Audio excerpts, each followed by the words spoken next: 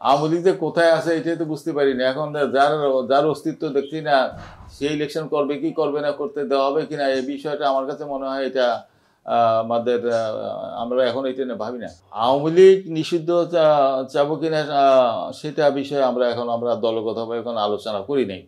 কিন্তু আমার কাছে মনে হয় যে আওয়ামী লীগ এই গভর্নমেন্ট যে অন্যায় অপরাধ করেছে, যে লুণ্ঠন করেছে, পাবলিক মানি থেকে সরে রাষ্ট্রীয় যে সম্পদ যে লুণ্ঠন করেছে, যে খুন গুম করেছে, সেগুলোর ব্যাপারে আওয়ামী লীগ দলগত তাদের দায়িত্ব করতে এ ব্যাপারে তাদের একটা স্টেটমেন্ট তাদের দেশবাসী অবশ্যই একটা কামনা করে। What is there responsibility? এটা কি শুধুমাত্র হাসিনা এবং তার ক্যাবিনেটের রেসপন্সিবিলিটি, হাসিনাদের পরিবার এবং তার ক্যাবিনেটের রেসপন্সিবিলিটি, না আওয়ামী লীগের কোনো রেসপন্সিবিলিটি?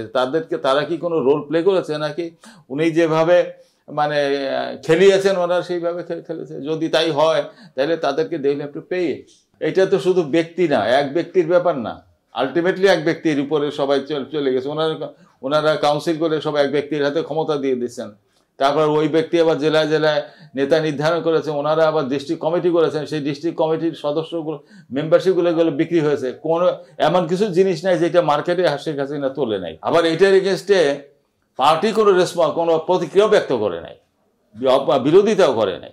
কাজেই রেসপন্সিবিলিটি আমাদের কমন সেন্সে মনে হয় রেসপন্সিবল অবশ্যই পার্টির আছে।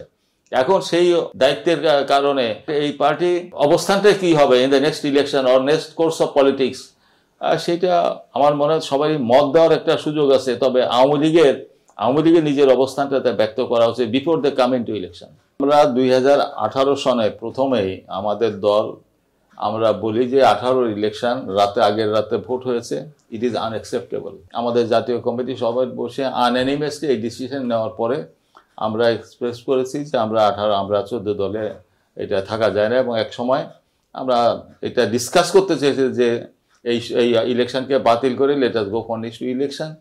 এবং যেহেতু ওই লাইনে যাওয়ার কোনো স্কোপ ছিল না, কাজে একটা সময় আমরা ফর্মালি 14 দল থেকে বেরিয়ে এসেছি। 14 সালের ইলেকশনের ব্যাপারেও আমরা মনে করেছি যে 153টা নির্বাচন নির্বাচিত সাংসদ হয়েছে, কাজে এটা নৈতিকতার দিক থেকে খুবই দুর্বল, এবং উচিত হলো আর একটা ইলেকশনটা দিয়ে এই নৈতিক ঘাটতিটা পূরণ করে একটা প্রাণবন্ত ইলেকশন সংসদের দিকে যাওয়া।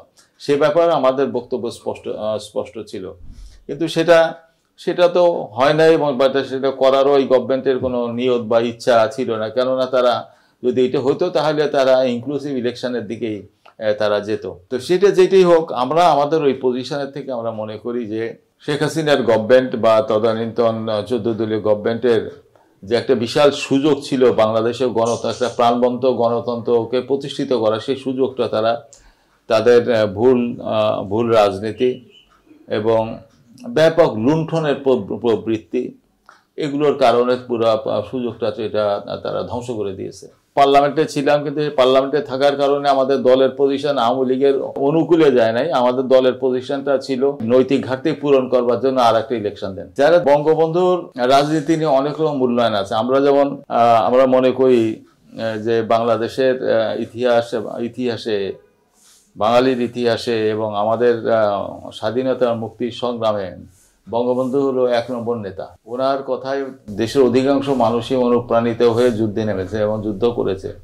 উনি রাজনীতির মাধ্যমে তার সংগ্রাম, তার 6 দফা, তার সংগ্রাম, তার 4 জেল খাটা, তারপরে তার সমস্ত ক্রিয়াকলাপের মধ্য দিয়ে 7ই মার্চের ভাষণের মধ্যে পুরো জাতিটাকে একটা যুদ্ধের জন্য প্রস্তুত করেছে। কাজে সেখানে বঙ্গবন্ধুর সমালোচিত মানুষ ছিলেন, সমালোচনা করা অনেক কিছু থাকতে পারে, কিন্তু বঙ্গবন্ধুকে অস্বীকার করে তার ব্যক্তিত্বকে হেয় করে কোনো কথাবার্তা বলা, এটা আমার মনে হয় যুক্তিযুক্ত না এবং অনুচিত। যারা এটা করে তারা আসলে স্বাধীন বাংলাদেশের তাদের বিশ্বাস এবং আস্থার প্রশ্নে বেলা ঘাটতি আছে।